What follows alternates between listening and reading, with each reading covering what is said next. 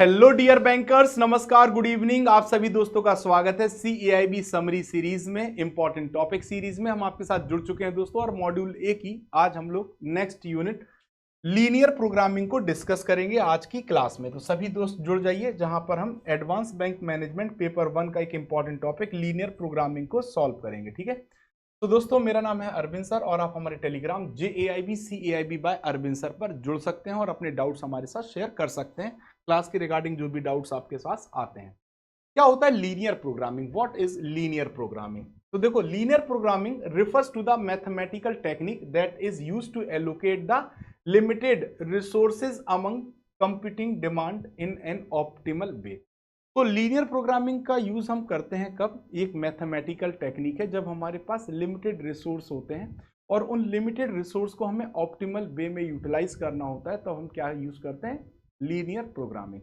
जैसे मान लीजिए, अगर मैं बात करूं कि मेरे पास 1 लाख रुपए है और मेरे पास 3 काम मुझे करने हैं। ठीक है, 1 लाख रुपए है और 3 काम करने हैं। पहले काम में मुझे 20,000 रुपए की आवश्यकता है, दूसरे काम में मुझे 50,000 रुपए की आवश्यकता है, और तीसरे काम में मुझे 60,000 रुपए की आवश्यकता है। ठीक है, अब मैं कैसे वो काम करूं कि 1 लाख रुपए में मैं ऑप्टिमल वे में मैक्सिमम काम कर पाऊं, ठीक है, जिससे कि मैं मैक्सिमम यूटिलाइज कर पाऊंगा अपने 1 लाख रुपए को। तो इसी के लिए हमारा क्या होता है? लीनियर प्रोग्रामिंग का कंसेप्ट होता है, जिसको हम लोग क्या करते हैं? यूज करते हैं। ठीक है दोस्तों, now to obtain the optimal solution the problem should be structured into a particular format। अगर आप ऑप्टिमल सोल्यूशन लीनियर प्रोग्रामिंग के थ्रू निकालना चाहते हैं, तो जो आपकी प्रॉब्लम्स हैं उन्हें पर्टिकुलर फॉर्मेट में होना जरूरी है। ठीक है दोस्तों, तो it has been found that linear programming has useful application to financial decision. ऐसा हम लोगों ने देखा है कि जब हमें फाइनेंशियल डिसीजन लेने होते हैं, तो हम लीनियर प्रोग्रामिंग का क्या करते हैं? यूज करते हैं। क्या करते हैं दोस्तों? यूज करते हैं। So the type of problem should be linear constraint and the decision maker must be trying to maximize some linear objective function। तो लीनियर प्रोग्रामिंग में क्या होता है? जो लीनियर प्रोग्रामिंग होती है, किसकी बात कर रहे हैं हम? लीनियर प्रोग्रामिंग की बात कर रहे हैं।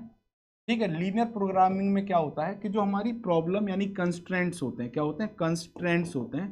कंस्ट्रेंट्स होते हैं वो कैसे होते हैं? लीनियर होते हैं। क्या होते हैं? लीनियर होते हैं। ठीक है, लीनियर होते हैं।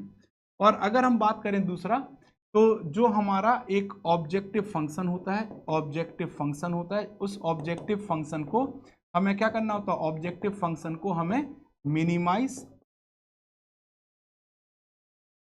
और मैक्सिमाइज करना होता है। मिनिमाइज और मैक्सिमाइज करना होता है। क्या करना होता है? मिनिमाइज और मैक्सिमाइज करना होता है। ठीक है, डन है, क्लियर है।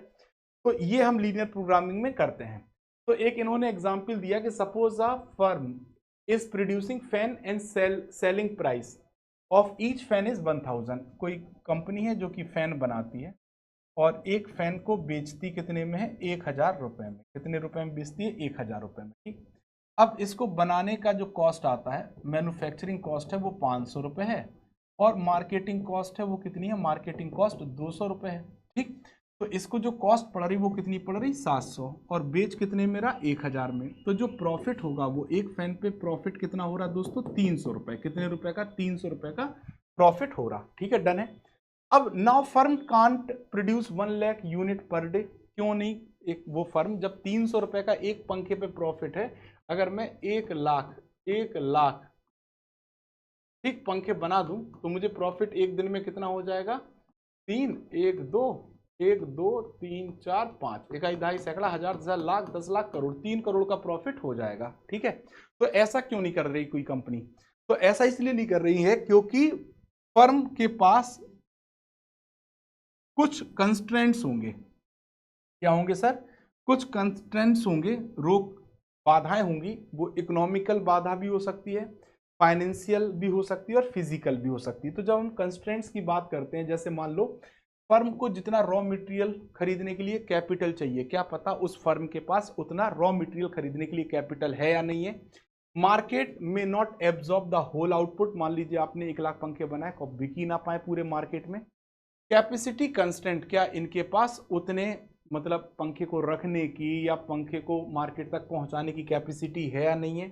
लेबर अवेबिलिटी क्या, उतने लेबर इनको मिलेंगे कि उतने पंखे बना पाए, रॉ मटेरियल क्या उतना मिल जाए।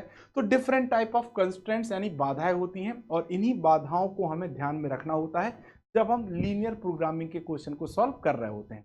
जैसे इन्होंने एक एग्जाम्पल दिया है कि जब हम लीनियर प्रोग्रामिंग के तहत कोई भी क्वेश्चन सॉल्व करते हैं तो क्या क्या कंडीशंस होती हैं। पहले कंडीशन समझ लेते हैं फिर एग्जांपल। जैसे इन्होंने पहली कंडीशन दी है कि as the name implies all equation should be linear. जैसा कि नाम से पता चल रहा कि जब भी हम लीनियर प्रोग्रामिंग के क्वेश्चन को सॉल्व करते हैं तो जितनी भी इक्वेशन होंगी उनका लीनियर होना जरूरी है, ठीक है। सेकेंड, जैसे इसका एग्जाम्पल दिया, 4 person is needed to produce 1 fan. अगर एक फैन बनाने में इनको 4 लोग लग रहे हैं, 4 पीपल लग रहे हैं, 4 पीपल यानी 4 पर्सन लग रहे हैं, तो अगर इनको 3 फैन बनाने हैं, कितने 3 फैन बनाने हैं, तो 3 फैन बनाने में 3 चौके 12 लोग लगेंगे, 12 पर्सन लगेंगे, ठीक है। तो लीनियर होना चाहिए, ठीक। सेकंड, इन्होंने कहा है जो कंस्ट्रेंट है वो नोन होने चाहिए और डिटर्मिनिस्टिक, ऐसे कंस्ट्रेंट हो जिसको हम डिटरमाइन कर पाए, वैल्यू निकाल पाए। Third, most important rule is that all the variables should be non negative value. हर एक वेरिएबल की नॉन नेगेटिव वैल्यू होनी चाहिए, यानी या तो वो 0 हो या मोर देन 0 हो, नेगेटिव नहीं होनी चाहिए। चौथा, डिसीजन वेरिएबल आर डिविजिबल। जो डिसीजन वेरिएबल जेड फंक्शन होगा वो डिविजिबल होना जरूरी है, ठीक है। नाउ अब इन्होंने एक एग्जाम्पल दिया है, एक एग्जाम्पल है, क्या लिखा है, a firm produce radio and TV. कोई फर्म है जो कि रेडियो और टीवी को प्रोड्यूस करती है और रेडियो की कॉस्ट यहाँ दी गई है, टीवी की कॉस्ट यहाँ दी गई। इसको अगर थोड़ा और अच्छी तरह से देखें तो यहाँ से हमें समझ में आएगा, ये पूरा एक ग्राफ बना है, ठीक, एक ही जगह पे सब समझ लेंगे। क्या कि अगर मान लो रेडियो बनाता है तो रेडियो बनाने की वेजेस है 500 रुपए, ठीक। पहले रेडियो का देख लेते हैं। मटेरियल कॉस्ट है 500 रुपए, टोटल कॉस्ट पड़ी 1000, सेलिंग प्राइस 2000 का है, तो प्रॉफिट कितना आया, एक रेडियो पे प्रॉफिट आया 1000, ठीक। अब यहाँ मशीन टाइम हमें 3 घंटे चाहिए होती है और 1 घंटे चाहिए होता है हमारा असेंबली टाइम, ठीक है। इसी प्रकार टीवी की अगर हम बात करें तो 2500 रुपये हमारी वेजेस है और 1500 रुपये हमारा मटेरियल कॉस्ट है। टोटल हमारी टीवी 4000 की पड़ती है, हम 6000 की बेचते हैं तो हमें टीवी पे 2000 रुपये का प्रॉफिट होता है। और टीवी के लिए 1 घंटा हमें मशीन टाइम और 1 घंटा हमें असेंबली टाइम चाहिए, ठीक। अब ये दिया गया है, लेकिन यहाँ पे इन्होंने कुछ कंस्ट्रेंट्स भी दिए। बाधा क्या दी है, पहला, हमारे पास टोटल फंड 12000 रुपये ही अवेलेबल है, मशीन टाइम टोटल हमारे पास 10 आवर ही अवेलेबल है और असेंबली टाइम हमारे पास टोटल 4 आवर ही अवेलेबल है, ठीक। अब हमें अभी तो प्रॉफिट को मैक्सिमाइज करने की बात यहाँ नहीं की गई है ना, लेकिन यहाँ पे अब हमें क्या करना होगा दोस्तों, अब यहाँ पे हमें अपनी लीनियर इक्वेशन बनानी होगी। कैसे बनाते हैं लीनियर इक्वेशन, अब क्वेश्चन क्या है, how many TV and radio should the firm make to earn maximum profit, है ना। अब देखो, लेट मेक इक्वेशन, सबसे पहले हम इक्वेशन बनाएंगे। सपोज हम टोटल जो रेडियो बनाते हैं वो x है और जो हम टोटल टीवी प्रोड्यूस करते हैं वो y है, ठीक। तो अब देखो, अगर मैं बात करूं, एक रेडियो पे मुझे 1000 का प्रॉफिट हो रहा, एक रेडियो पे 1000 का प्रॉफिट हो रहा और एक टीवी पे मुझे 2000 रुपए का प्रॉफिट हो रहा, ठीक। अगर मैं x रेडियो बनाता हूं और y टीवी बनाता हूं तो मुझे मैक्सिमम प्रॉफिट मिल जाएगा। तो ये मेरा क्या हो जाएगा, ऑब्जेक्टिव फंक्शन। ऑब्जेक्टिव फंक्शन, ये हमारा ऑब्जेक्टिव फंक्शन हो जाएगा जिसे हम मैक्सिमाइज करेंगे, ठीक। अब देखो, अगर हम इस आधार पे देखें तो हम x कितना ले लें, y कितना बनाएं कि हमें मैक्सिमम प्रॉफिट हो। सपोज हमने अपने मन से लिया, मैंने कहा कि 4 रेडियो बनाता हूं और 2 टीवी बनाता हूं। अगर मैं 4 रेडियो बनाता हूं तो 4 रेडियो का मतलब हो गया 4000, और अगर मैं 2 टीवी बनाता हूं तो 2 गुणे 2 4000, तो मुझे टोटल प्रॉफिट कितना हो जाएगा, 8000 का प्रॉफिट हो जाएगा। कब, जब मैं 4 रेडियो और 2 टीवी बनाता हूं, ठीक। अगर मैं 2 रेडियो और 4 टीवी बनाता हूं तो 2 रेडियो का हो जाएगा 2000, और अगर मैं 4 टीवी बनाता हूं, 4 दूनी 8000, तो मुझे प्रॉफिट कितना हो जाएगा, फिर 10000 का प्रॉफिट हो जाएगा, ठीक है, डन है। अगर मैं एक भी रेडियो ना बनाऊं, चूंकि टीवी पे प्रॉफिट ज्यादा है, मैं 6 टीवी बना दूं तो मुझे प्रॉफिट हो जाएगा 12000 रुपए का। कितने का हो जाएगा, 12000 का, ठीक। और अगर मैं टीवी ना बनाऊं, 6 रेडियो बना दूं तो मुझे प्रॉफिट हो जाएगा 6000 का। अब देखो, अगर आप ध्यान रखोगे तो यहाँ सबसे ज्यादा प्रॉफिट आपको तब मिल रहा है जब आप 6 टीवी बना रहे हैं। क्या बना रहे हैं, 6 टीवी बना रहे हैं, तो आपको सबसे ज्यादा प्रॉफिट हो रहा। तो क्या 6 टीवी आप बना पाओगे, आपके पास उतना फंड है, क्या आपके पास मशीन टाइम अवेलेबल है, क्या असेंबली टाइम अवेलेबल है, कंस्ट्रेंट्स को अब हम चेक करेंगे, ठीक। क्या करेंगे, कंस्ट्रेंट्स को। हमारा कंस्ट्रेंट्स क्या है, पहला कंस्ट्रेंट क्या आता है कि हमारे पास मशीन टाइम कितना अवेलेबल है, 3 घंटा लगता है रेडियो बनाने में, 1 घंटा लगता है टीवी बनाने में, टोटल टाइम मेरे पास 10 घंटे अवेलेबल है। तो मेरी जो पहली इक्वेशन होगी 3x + y is lesser than equal to 10, ठीक है। दूसरा कैपेसिटी कंस्टेंट, अगर असेंबली लाइन की देखें तो 1 घंटा मुझे रेडियो बनाने में लगता है, 1 घंटा टीवी बनाने में, टोटल मेरे पास 4 घंटे के लिए अवेलेबल है असेंबली लाइन। तो x + y lesser than equal to 4, ये हमारी सेकंड कंस्टेंट की लीनियर इक्वेशन हो गई। थर्ड, हमारे पास टीवी और रेडियो बनाने के लिए टोटल फंड कितना है, 12,000। कितना है दोस्तों, 12,000। अब देखो एक रेडियो बनाने की कॉस्ट मेरी 1,000 आती है, एक रेडियो बनाने की कॉस्ट कितनी आ रही है मेरी, टोटल कॉस्ट 1,000, और एक टीवी बनाने की कॉस्ट आ रही है 4,000।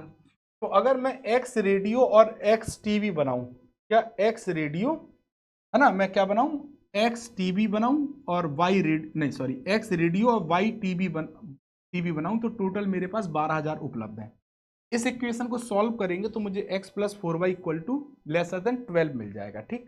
ये मेरी 3 इक्वेशन आ गई। सबसे पहले मैं इस इक्वेशन की बाधा को देखता हूं, जो मैंने अपना मैक्सिमम प्रॉफिट निकाला था, जो ये वैल्यूज रखी थी मैंने।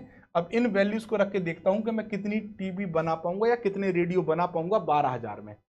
अगर मैं 4 रेडियो 2 टीवी बनाता हूं, इस इक्वेशन को लेंगे, ठीक। 4 रेडियो 2 टीवी, 4 मैंने रेडियो बनाया और 2 टीवी बनाया, तो मेरे पास 12,000 रुपए है, ठीक। 12,000 को मैं 12 कर दे रहा हूं, 12 कर दे रहा हूं, ठीक है। क्या कर दे रहा हूं, 12, ठीक। अब ये इस इक्वेशन से सॉल्व कर रहे हैं और ये वैल्यू लिखिए इस इक्वेशन से, ठीक। तो अब ये कितना हो जाएगा, 4 + 8 दूनी 16, ठीक है। सॉरी 4 दूनी 8, देखो कैसे नहीं।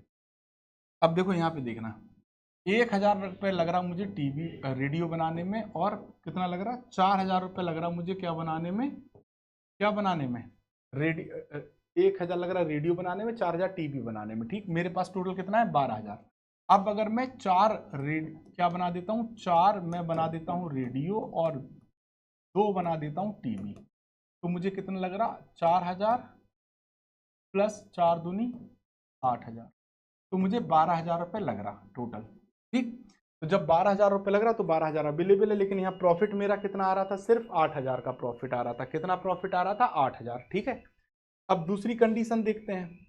अगर मैं क्या कहता हूँ कि 2 रेडियो 4 टीवी बनाऊं, तो अगर 2 रेडियो बनाऊंगा 2,000, 4 टीवी 4 चौक 16,000, तो मुझे 18,000 चाहिए, लेकिन मेरे पास कितने, 12,000 रुपये, तो अब मैं ये नहीं कर सकता, ठीक। फिर मैंने कहा कि मैं सबसे ज़्यादा प्रॉफिट आया था 6 टीवी बनाने में। अगर 6 टीवी में बनाता हूं तो 4 छिंग 24, 4,000 एक टीवी का पड़ रहा है, मुझे 24,000 चाहिए, बट मेरे पास कितना है, सिर्फ 12,000, तो मैं नहीं बना पाऊंगा ये टीवी। तो सबसे ज़्यादा जो प्रॉफिट मुझे मिल रहा है वो 4 रेडियो और 2 टीवी बनाने पे ही मिल रहा है, वो है 8,000। कितना है प्रॉफिट, 8,000, ठीक है। तो इस प्रकार से हम देख पाएंगे अपनी इक्वेशन को। अब हमारी जो भी ये कॉन्स्टेंट्स थे, जो भी हमारे कॉन्स्टेंट्स थे, अगर हम उनकी लाइन खींचेंगे तो ये वैल्यू, अब कांस्टेंट की लाइन कैसे रखेंगे, जैसे x की वैल्यू हम मानते जाएंगे और y की वैल्यू निकालते जाएंगे और रखते चले जाएंगे, तो हमें ये ग्राफ मिलेगा, ठीक है दोस्तों। तो ये था आज का हमारा पार्ट 1। आई होप सभी को समझ में आएगा लीनियर इक्वेशन में कैसे हम कंस्ट्रेंट की लीनियर इक्वेशन और जेड फंक्शन का यूज करके ये देखते हैं कि कितने मैक्सिमम हम प्रॉफिट कमा सकते हैं, ठीक है दोस्तों। तो लीनियर प्रोग्रामिंग हमें फाइनेंशियल डिसीजन लेने के लिए क्या करती है, हेल्प करती है, ठीक। नाउ अगर हम बात करें अपने मानसून ऑफर की, तो आप सभी के लिए हमारा मानसून ऑफर 27 तारीख को स्टार्ट हुआ था और 31 जुलाई तक चलेगा। मानसून ऑफर सेल के तहत आपको 15% का क्या मिलेगा, डिस्काउंट मिलेगा हमारे महापैक और लाइव बैचेस पर, बशर्ते इसके लिए आपको मानसून 15 का कूपन कोड यूज करना होगा, ठीक है दोस्तों। अब देखो, अगर हम CAIB महापैक की बात करें तो फायदा क्या है, क्यों हम महापैक से तैयारी करें। अगर आप दिसंबर 2025 के एग्जाम को टारगेट कर रहे हैं तो आपके 4 कंपलसरी पेपर प्लस आपका इलेक्टिव पेपर यहाँ पे आपको पढ़ने का मौका मिलता है, और जितने भी बैचेस आपको, जैसे फाउंडेशन बैच, MCQ बैच, जो भी बैच एग्जाम के अकॉर्डिंग आपको रिक्वायर्ड होंगे वो सभी बैचेस यहाँ पे आपको मिलते हैं। 400 plus class notes, 2000 plus live classes, 500 plus mock and quizzes और 24/7 डाउट सपोर्ट उपलब्ध है। और ये महापैक आप मानसून 15 कोड का यूज करके लिस्ट प्राइस में सब्सक्राइब भी कर सकते हैं। ठीक है दोस्तों, साथ ही साथ अगर हम बात करें तो आपके लिए JAIB CAIB कॉम्बो महापैक भी उपलब्ध है। अगर आप सिर्फ अपने कंसेप्ट के लिए कोई बैच पढ़ के देखना चाहते हैं तो कंसेप्ट को स्ट्रॉन्ग करने के लिए हमारा आपके लिए फाउंडेशन बैच अवेलेबल है। कौन सा? फाउंडेशन बैच के थ्रू आप दिसंबर 2025 एग्जाम को टारगेट कर सकते हैं। लिस्ट प्राइस 2124 रुपए में। ठीक है, और फाउंडेशन 2.0 भी आपको मिल जाएगा 2124 रुपए में, आप सब्सक्राइब कर सकते हैं। साथ ही साथ यदि आपका लास्ट जून में जो आपने एग्जाम दिया कोई एक इंडिविजुअल पेपर रह गया है, ABM या फिर BFM या फिर क्या रह गया है दोस्तों, ABFM या फिर BRBL, तो इन इंडिविजुअल बैचेस को भी आप 679 लिस्ट प्राइस में सब्सक्राइब कर सकते हैं। इलेक्टिव पेपर की video course, human resource management, CAIB का रूरल बैंकिंग का वीडियो कोर्स, या फिर आप रिस्क मैनेजमेंट और सेंट्रल बैंकिंग, आपके लिए सभी वीडियो कोर्स अवेलेबल हैं।